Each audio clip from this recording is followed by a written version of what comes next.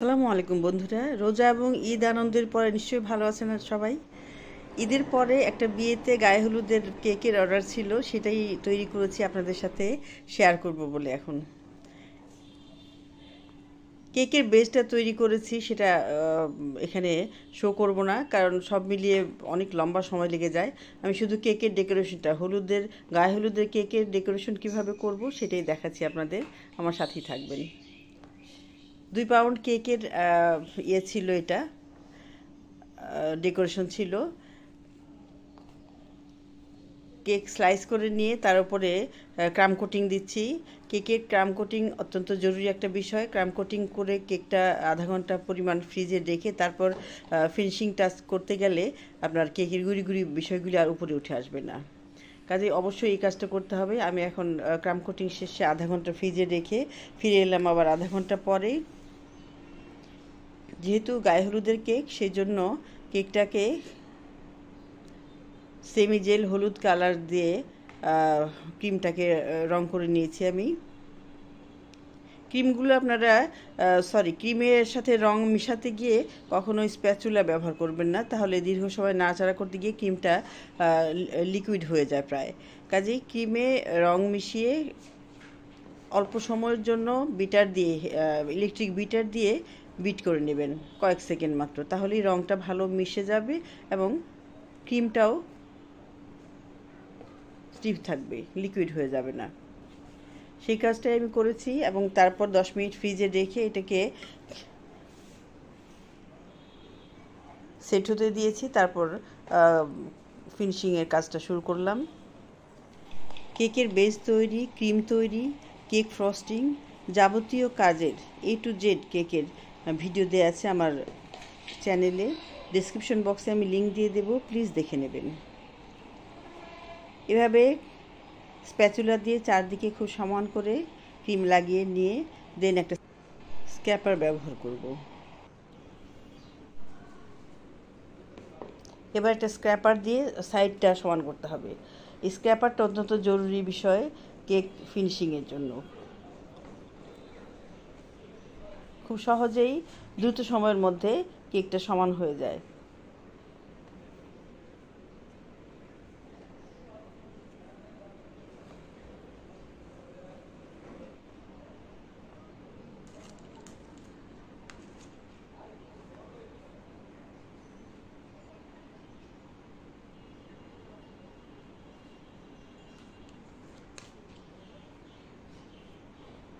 যেহেতু এটা 2 pound cake, বেশ বড় সাইজের একটা কেক, সেহেতু স্ক্র্যাপার দিয়ে টপ সমান করা একটু কঠিন। সে কারণে আমি লম্বা স্প্যাচুলাটা নিয়ে নিলাম টপ সমান করার জন্য। সাইডটা স্ক্র্যাপার দিয়ে সমান করে নিয়েছি। এবার কেকের টপ সমান করতে এই লম্বা স্প্যাচুলাটা খুব কাজে দেবে। যেখানে যতটুকু গ্যাপ থাকে, দরকার হলে আরও একটু ক্রিম লাগিয়ে সমান করে নিতে পারবেন। ভিডিওতে যেরকম দেখতে পাচ্ছেন।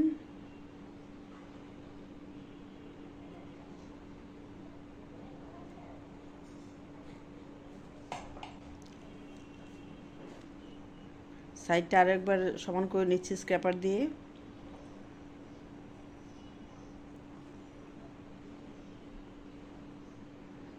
আমার কেকের ফিনিশিং হয়ে গেছে। আমি আরও 10 মিনিটের জন্য ফ্রিজে রেখে দেব ভালোভাবে সেট হওয়ার জন্য। তারপর আমি ওপরে ডেকোরেশনের কাজ শুরু করব।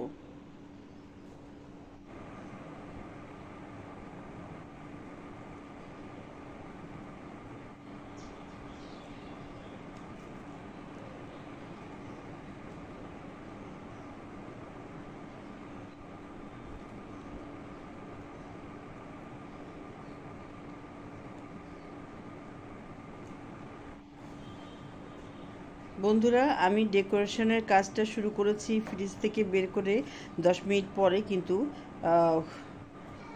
ক্যামেরা অন করতে ভুলে গেছি। আমি অত্যন্ত দুঃখিত।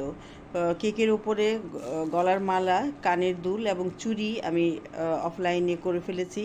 তারপর যখন খেয়াল হয়েছে যে ক্যামেরাটা অন করিনি, তখন ক্যামেরা অন করার পরে আমি শুধু জাস্ট টিকলিটা তৈরি করলাম।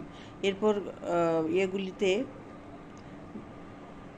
মালা, কানের দুল, এই গহনাগুলিতে আমি এবার রিবুল পুঁথি আছে যে গোল্ডেন কালারের, সেগুলি ব্যবহার করছি।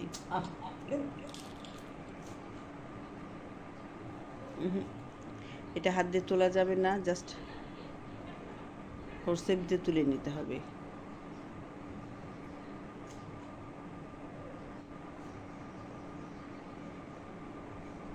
এটাই টিকলিটা ব্যবহার করেছি আমি ক্যামেরার সামনে তৈরি করে।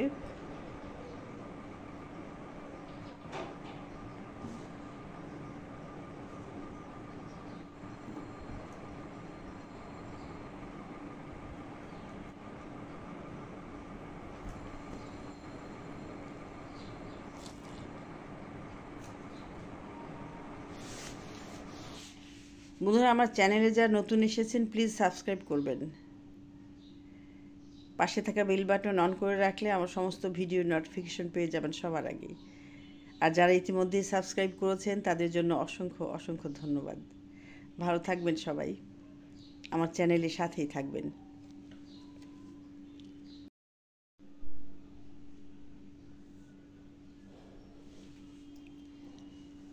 উপরে ডেকোরেশনের কাজ মোটামুটি শেষ হয়ে গেছে। এখন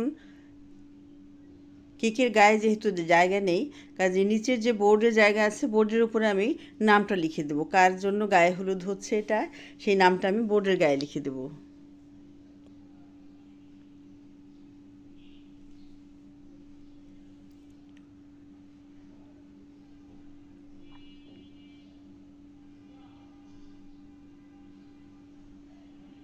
গলার মালা, কানের দুল, চুড়ি এবং টিকলি।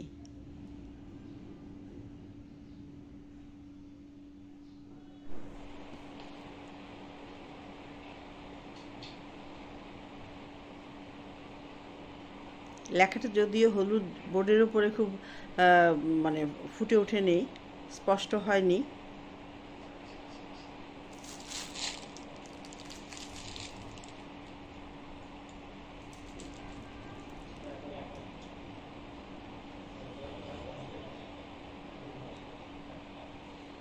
মুনের গায়ে হলুদ। কথা হবে অন্য কোনো ভিডিওতে। সে পর্যন্ত সবাই সুস্থ থাকবেন, ভালো থাকবেন। আজ আল্লাহ হাফেজ সবাইকে।